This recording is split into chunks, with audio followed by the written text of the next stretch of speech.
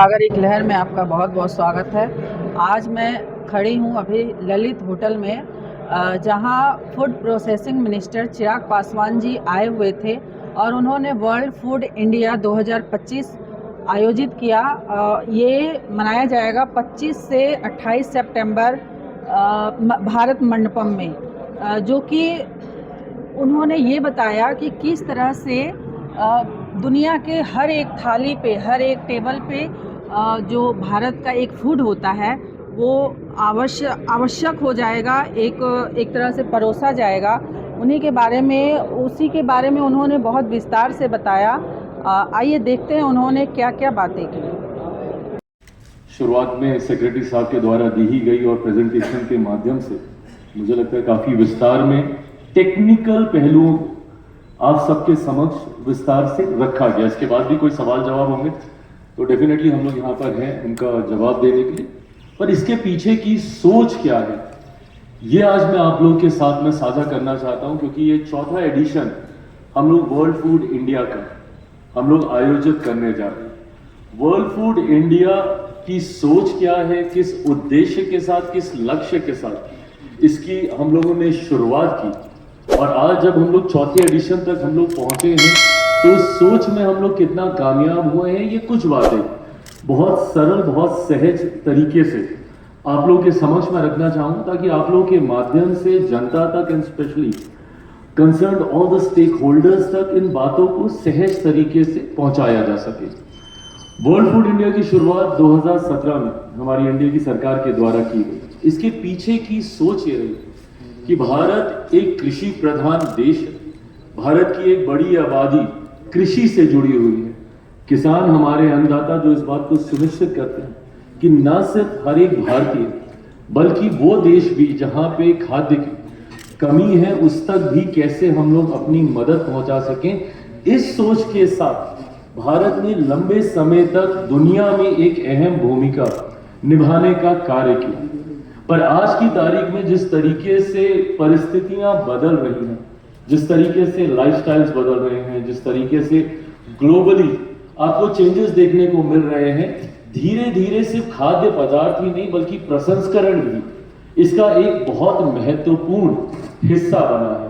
कैसे प्रोसेसिंग के माध्यम से हम लोग लंबे समय तक खाद्य पदार्थों को हम लोग फ्रेश रख सकते हैं, कैसे उसको भारत के कोने कोने तक लेकर जा सकते हैं, और न सिर्फ भारत के कोने कोने तक लेकर जा सकते हैं बल्कि वैश्विक बाजार में भी कैसे हम लोग भारतीय पदार्थों की उपस्थिति को मजबूती से दर्ज करा सके प्रसंस्करण के माध्यम से, प्रोसेसिंग के माध्यम से। इस सोच के साथ हम लोगों ने इस सेक्टर को बढ़ावा देने का प्रयास किया, और इसी सोच के साथ हम लोगों ने वर्ल्ड फूड इंडिया का आयोजन 2017 में शुरू किया, और आज हम लोग इस साल इसका चौथा एडिशन हम लोग करने जा रहे हैं। प्रोसेसिंग, प्रसंस्करण एक ऐसा क्षेत्र है, एक ऐसा विषय है, एक ऐसा सेक्टर है जो मैं मानता हूं और जो हकीकत भी है भारत की आने वाले दिनों की सबसे मजबूत ताकत में से एक होने वाला। कारण इसका जो मैंने आप लोगों के साथ साझा किया, क्योंकि भारत की एक बड़ी आबादी किसानी से जुड़ी हुई है, भारत एक कृषि प्रधान देश है। ऐसे में इस सेक्टर की प्रोसेसिंग की अहमियत और ज्यादा बढ़ जाती है, प्रसंस्करण की अहमियत और ज्यादा बढ़ जाती है। न सिर्फ प्रसंस्करण के माध्यम से हम लोग किसानों को वो आर्थिक मजबूती दे सकते हैं जिस सोच के साथ हमारी एनडीए की सरकार, मेरे प्रधानमंत्री आदरणीय नरेंद्र मोदी जी जिस लक्ष्य, जिस सोच के साथ किसानों की आर्थिक मजबूती की सोच के साथ आगे बढ़ने का प्रयास कर रहे हैं, उसमें मैं मानता हूं कि प्रोसेसिंग के माध्यम से हम लोग अपने उस लक्ष्य को हम लोग पूरा कर सकते हैं। ना सिर्फ इससे किसानों की हम लोग आर्थिक मदद कर सकते हैं, पर आज की तारीख में एक ऐसा विषय जिसकी चिंता ना सिर्फ भारत सरकार बल्कि देश के राज्य की हर सरकारों को रहती है कि कैसे आप जॉब अपॉर्चुनिटीज क्रिएट करें। मैं मानता हूं कि प्रसंस्करण के माध्यम से जब हम लोग देश के कोने कोने में इन उद्योगों की स्थापना करने में सफल हो पाएंगे, उस माध्यम से हम लोग न सिर्फ किसानों की मदद बल्कि वो जॉब अपॉर्चुनिटीज भी हम लोग क्रिएट कर पाएंगे, जिसके माध्यम से भारत के युवा अपने बेहतर भविष्य की ओर अग्रसर हो सकते हैं। और तीसरा और सबसे महत्वपूर्ण, इसी के माध्यम से जो हम लोग एक और लक्ष्य की पूर्ति कर सकते हैं, राज्यों के राजस्व में बढ़ोतरी, देश के राजस्व में बढ़ोतरी। जब आपका रेवेन्यू जनरेशन होता है तो उसके माध्यम से आप धीरे धीरे धीरे धीरे कई ऐसे परिवार हैं, गरीब परिवार, जिनको आप मुख्य धारा के साथ जोड़ सकते हैं। प्रति व्यक्ति आय में आप इजाफा कर सकते हैं, पर कैपिटा इनकम को आप इंप्रूव कर सकते हैं। तो ऐसे में इस सेक्टर, इस क्षेत्र की एक अहम भूमिका होती है। पर इस सेक्टर को कैसे बढ़ाया जा सके, क्योंकि हम लोग, जब मैं कहता हूं कि हम लोग एक कृषि प्रधान देश से आते हैं, तो कहीं ना कहीं काफी धारणाएं भी हम लोग के जहन में रहती हैं। आज भी हम लोग कई बार उस सोच से आते हैं या उन परिवारों से आते हैं जहां पे फ्रेश फूड को ही हम लोग अच्छा मानते हैं, क्योंकि हम लोग किसानी से इतने करीबी से जुड़े रहे। जो भी गांव देहात के परिवार से आता है वो इस बात को अनुभव कर सकता है कि भैया हम लोग खाना खाने बैठते हैं तो तुरंत खेत से सब्जी निकाल के आती है, टेबल पे फ्रेश करके आती है। ये सोच हम लोग के जहन में लंबे समय तक रही है कि अगर फ्रेश है तभी अच्छा है, और अगर उसका कहीं प्रसंस्करण हो गया, क्योंकि आजकल इस बात को लेकर काफी मिसलीडिंग एडवर्टीजमेंट्स भी प्रचारित किए जाते हैं, जहां पे इस बात की एक धारणा बांधने का प्रयास किया जा रहा है, एक नैरेटिव सेट करने का प्रयास किया जा रहा है कि अगर फूड प्रोसेस्ड हो गया है तो आपने उसकी सारी गुणवत्ता निकाल ली, आपने उसमें से जितनी भी उसकी न्यूट्रिएंट वैल्यू है उसको आपने कम कर दिया, और फिर वही पुराने घरों की हम लोग की वो सोच कि भाई अब तो ये पुराना हो गया है, बासी हो गया है, ये फ्रेश नहीं है तो ये अच्छा नहीं है। इस सोच को भी हम लोगों को बदलने की जरूरत है। प्रोसेसिंग का मतलब कतई उसकी गुणवत्ता को निकालना नहीं है, rather we are talking about adding value to the processed food. हम लोग उसमें गुणवत्ता को जोड़ने का हम लोग जिक्र कर रहे हैं, ना कि उसकी गुणवत्ता को कम करने का हम लोग बात कर रहे हैं। और जैसा मैंने कहा कि आज की तारीख में जिस तरीके से लाइफस्टाइल बदल रहे हैं, आज की समय की मांग है, जरूरत है। न्यूक्लियर फैमिलीज हम लोग देख रहे हैं, वर्किंग कपल्स का कंसेप्ट हम लोग देख रहे हैं। आज की तारीख में जरूरी है कि ऐसे खाद्य पदार्थों को हम लोग घर घर तक पहुंचाने का कार्य करें जो कि ready to eat, ready to cook concept के ऊपर तैयार किए गए हों। एंड अगेन इस बात को सुनिश्चित करते हुए कि कतई उसकी गुणवत्ता के साथ किसी तरीके का खिलवाड़ नहीं किया गया। इसमें जितनी हम लोग की रेगुलेटरी बॉडीज हैं उनकी एक अपनी अहम भूमिका है, इसमें फसाई की एक बहुत बड़ी अहम भूमिका है, इस बात को सुनिश्चित करने के लिए कि जो भी खाद्य पदार्थ आपके टेबल पे प्रोसेस्ड होकर आ रहा है वो कतई आपके स्वास्थ्य के लिए हानिकारक नहीं हो। पर उसके बावजूद कई बार सोशल मीडिया के माध्यम से कई बार देखा जाता है कि बस आपके हाथ में एक माइक होना चाहिए और एक सामने कैमरा होना चाहिए, और आप अपने में एक खाद्य विशेषज्ञ बन जाते हैं और वो तमाम बातों का आप जिक्र करने लगते हैं जो संभवतः टेक्निकली करेक्ट नहीं होगी। आज की तारीख में प्रोसेसिंग क्यों हम लोग उस स्तर तक नहीं लेकर जा पाते, क्योंकि ये जो नैरेटिव सेट किया है कि प्रोसेस्ड है तो बैड है, ये कंसेप्ट गलत है। मैं इस बात को स्वीकार नहीं करूंगा और मैं इसको नहीं मानूंगा कि प्रोसेस्ड फूड को हम लोग बैड करें। आपको ये डिफरेंस, और मेरे मीडिया के साथियों के माध्यम से ये डिफरेंस जनता तक, समाज तक, देश तक जाने की जरूरत है कि आपको डिफरेंस समझना होगा कि प्रोसेस्ड फूड क्या है, जंक फूड क्या है, ऐसे फूड क्या है जिसमें संभवतः कार्बोहाइड्रेट बहुत ज्यादा है, शुगर कंटेंट बहुत ज्यादा है, जो आपके स्वास्थ्य पे हानिकारक इफेक्ट कर सकते हैं। बट आपको एट द सेम टाइम ये भी समझना जरूरी है कि एक बड़ा सेक्शन प्रोसेसिंग में ऐसा है जो आपके खाद्य पदार्थों की गुणवत्ता को बढ़ाकर उसको एनहेंस कर आपके डाइनिंग टेबल तक लाने का कार्य करता है। पर क्योंकि एक फॉल्स नैरेटिव को कई बार इतना ज्यादा स्ट्रॉन्ग कर दिया जाता है, जिसका परिणाम है कि आज की तारीख में इस सेक्टर को जितनी मजबूती से हम लोग को आगे लेकर जाने की जरूरत थी, हम लोग संभवतः नहीं लेकर जा पाए। आज भी एक बड़ा सेक्शन है जो कि कंप्लीटली अनटैप्ड है। सेक्रेटरी साहब ने आपको आंकड़ों के साथ इसके बारे में जानकारी देने का कार्य किया कि कैसे अभी भी टोटल जितना भी हमारा प्रोड्यूस होता है उसके 10% से भी कम का हिस्सा हम लोग प्रोसेसिंग में हम लोग इस्तेमाल कर पाते हैं। जब तक हम लोग इस सेक्टर को और मजबूती नहीं देंगे और बढ़ावा नहीं देंगे, इसके माध्यम से जो हम लोग की सोच है, और उसके लिए भारत पूरी तरीके से हम लोगों में वो क्षमता है, हम लोग सामर्थ्य हैं भारत को एक ग्लोबल फूड बास्केट के तौर पर दुनिया के सामने प्रस्तुत करने की क्षमता हम लोग के पास है। ना सिर्फ हम लोग भारत के हंगर नीड्स को कंप्लीट पूरा कर सकते हैं, बल्कि उसको पूरा करते हुए हम लोग वैश्विक बाजारों तक भी अपनी पहचान को मजबूती से हम लोग स्थापित कर सकते हैं। और इसी लक्ष्य के साथ मेरे प्रधानमंत्री जी की यही सोच है कि भारत को इवेंचुअली आने वाले दिनों में एक ग्लोबल फूड बास्केट के तौर पर हम लोग दुनिया के सामने प्रस्तुत करें और भारत को एक फूड प्रोसेसिंग हब के तौर पर हम लोग विकसित करने का हम लोग कार्य करें। और जैसा मैंने कहा, ये क्षमता है क्योंकि जब मैं इंटरनेशनल प्लेटफॉर्म्स पे जाता हूं, मैं अनुभव करता हूं इन बातों को, मुझे एहसास होता है कि किस तरीके से दुनिया की बड़ी कंपनियां भारत की ओर, भारत को एज अ डेस्टिनेशन देखने का कार्य करें। And not only because we have a population of 1.4 billion people living in our country, but also the kind of brain and the kind of ecosystem that we have. R&D के क्षेत्र में वो लोग आना चाहते हैं, यहाँ पे आके निवेश करना चाहते हैं। खुशी मुझे तब होती है जब वो कई अपने नए पदार्थों को भारत में विदेशी कंपनियां आके लॉन्च करने का कार्य करती हैं। ऐसे में मैं मानता हूं कि अगर हम लोग एक ईमानदार सोच के साथ और पूरी तत्परता के साथ अगर हम लोग आगे बढ़े, तो हम लोग फूड प्रोसेसिंग सेक्टर के माध्यम से आने वाले दिनों में भारत को वैश्विक बाजारों तक मजबूती से पहुंचाने का हम लोग कार्य कर सकते हैं। और इसी सोच को धरातल पर उतारने के लिए वर्ल्ड फूड इंडिया की एक अहम भूमिका है। वर्ल्ड फूड इंडिया का आयोजन ही इसी उद्देश्य से किया जा रहा है ताकि जितने भी स्टेक होल्डर्स हो कंसर्निंग दिस सेक्टर, भले वो आपके फार्मर्स हो, आपके इन्वेस्टर्स हो, आपके प्रमोटर्स हो, आपके यंग स्टार्टअप आइडियाज हो, नई टेक्नोलॉजीज हो, हर वो चीज जो इस सेक्टर के साथ जुड़ी हुई है उसको एक मंच मिले। उस मंच पर आके ना सिर्फ वो अपने पदार्थों को, अपनी टेक्नोलॉजीज को, अपने इनोवेशन, यंग स्टार्टअप आइडियाज को ना सिर्फ वो प्रस्तुत कर सके, बल्कि वो वैश्विक बाजारों के साथ वो कनेक्ट भी बना सके। और मुझे खुशी है कि जिस तरीके से हर बीते साल के साथ वर्ल्ड फूड इंडिया को लेकर ना सिर्फ भारत में बल्कि ग्लोबली भी एक एक्साइटमेंट देखने को मिल रहा है।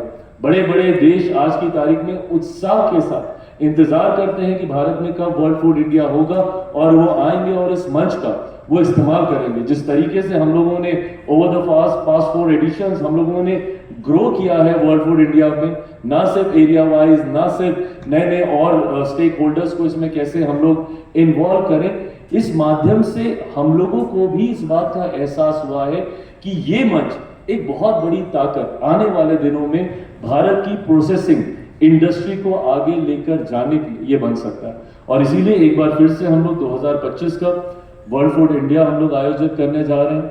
25 तारीख से लेके 25 सितंबर से लेके 28 सितंबर तक इसका आयोजन भारत मंडपम में, दिल्ली में भारत मंडपम में किया जाएगा। उम्मीद ही नहीं, पूरा विश्वास है कि पिछली बार से बहुत ज़्यादा मजबूत उपस्थिति विदेशी डेलीगेशंस की यहाँ पर होने जा रही है। मुझे खुशी है कि जिस उत्साह के साथ भारत के अलग अलग प्रदेश भी इसमें पार्टिसिपेट करते हैं, जिस तरीके से जितनी अलाइड मिनिस्ट्रीज का इसमें इन्वॉल्वमेंट रहता है, उनकी इसमें भागीदारी रहती है। ना सिर्फ वो आते हैं, ना सिर्फ अपने विषयों को वो वहाँ पर रखते हैं, बल्कि जो इंट्रैक्शंस भी होते हैं, अलग अलग सेशंस भी हम लोग इसमें कंडक्ट करते हैं। उस सेशंस के माध्यम से जो डिस्कशंस होती हैं और उसका जो निष्कर्ष निकलता है वो हम लोगों को भी मदद करता है कैसे इस सेक्टर को हम और ज्यादा सहज बना सकें, कैसे इस सेक्टर को हम और ज्यादा एक्सेसिबल बना सकें। मुझे लगभग 1 साल हुआ है मेरे प्रधानमंत्री आदरणीय नरेंद्र मोदी जी के द्वारा इस विभाग की जिम्मेदारी दिए हुए, और पिछले इस 1 साल में मैंने ये एक ईमानदार प्रयास किया है कि मैं वो ब्रिज बनूं, मैं वो कनेक्ट बनूं between the industry and the policy makers, my ministry.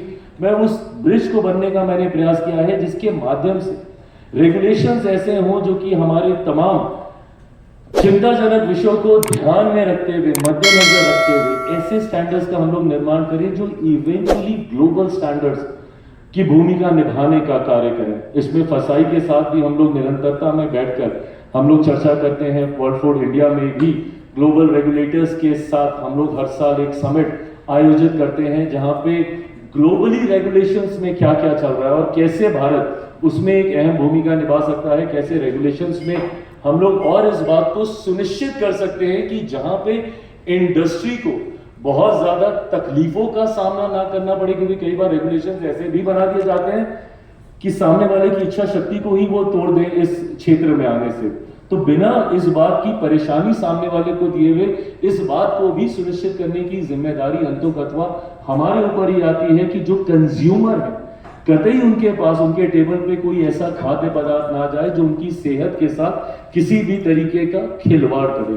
तो इन तमाम बातों को बैलेंस करते हुए कैसे रेगुलेशंस को हम लोग और बेटर करें, कैसे हम लोग अलग अलग स्टार्टअप आइडियाज जो यंग ब्रेन्स आते हैं कैसे उनको एक कंप्लीट इंक्यूबेशन हम लोग प्रोवाइड करके दे, वो कंप्लीट हैंड होल्डिंग उनको हम प्रोवाइड करके दे। इसमें मैं निफ्टम का भी विशेष तौर पे मैं धन्यवाद करूंगा, उनकी एक बहुत अहम भूमिका रही है।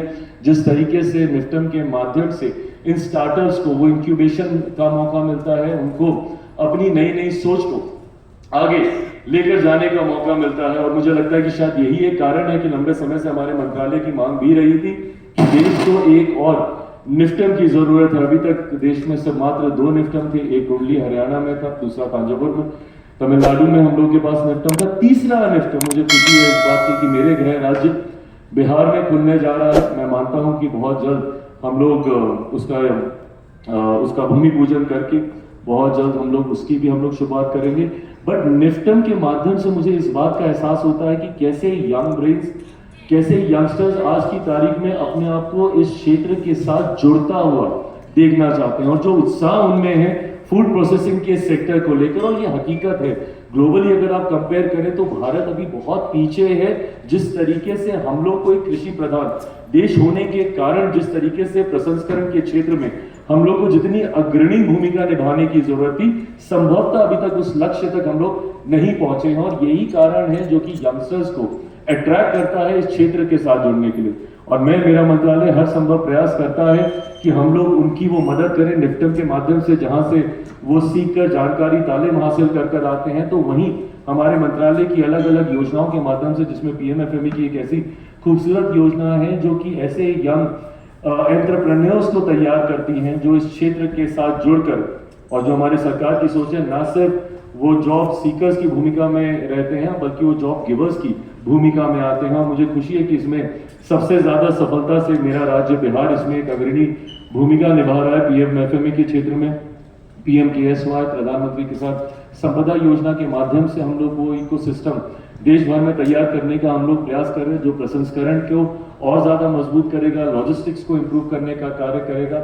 जैसा मैंने कहा कि हम लोग का प्रयास है कि ज्यादा से ज्यादा हम लोग इंडस्ट्री को मजबूत कर सकें, उनको सशक्त हम लोग कर सकें, ताकि इंडस्ट्री के माध्यम से प्रसंस्करण ये क्षेत्र आगे बढ़ सके। और उसी सोच के साथ coming back to from where I started, world food India की हम लोगों ने शुरुआत की है। 4था एडिशन है। मैं मानता हूं कि ये भी पिछले तमाम एडिशन से बहुत ज्यादा सफलता से आगे जाएगा।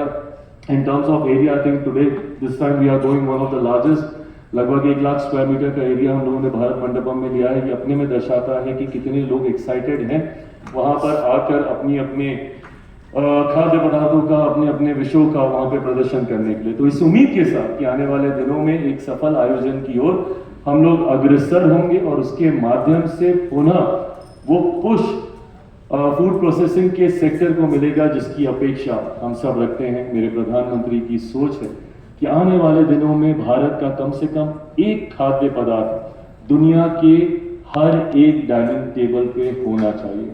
उस लक्ष्य, उस सोच के साथ हम लोग आगे बढ़ने का प्रयास कर रहे हैं, जिसमें वर्ल्ड फूड इंडिया की एक अहम भूमिका है। आज इसका कर्टन रेजर है, आप सबके पास विस्तृत जानकारी इसको लेकर आ चुकी है। वेबसाइट आज हम लोगों ने लॉन्च कर दी है, हम लोगों ने मोबाइल ऐप लॉन्च कर दिया है, ब्रोशर आप सबके पास आ ही जाएगा। इसके अलावा भी अगर और कोई आपके सवाल होंगे तो हम सेक्रेटरी साहब सब लोग यहाँ पे बैठे हैं। मैं आईटीपीओ का मैं धन्यवाद करूंगा कि उन्होंने इस बार मजबूत साथ इस लक्ष्य की ओर हम लोग का देने का कार्य किया, और इसमें जुड़े हुए तमाम साथियों का मैं धन्यवाद करता हूँ। और एक बार फिर से आप सबका मैं यहाँ पे धन्यवाद करता हूँ। इस कर्टन रेजर में आप सब लोग आए, आप लोगों ने इस आयोजन को अपना समर्थन देने का कार्य किया। प्रेस मीडिया के तमाम साथियों का एक बार फिर से बहुत बहुत धन्यवाद। Thank you so much. जय हिंद।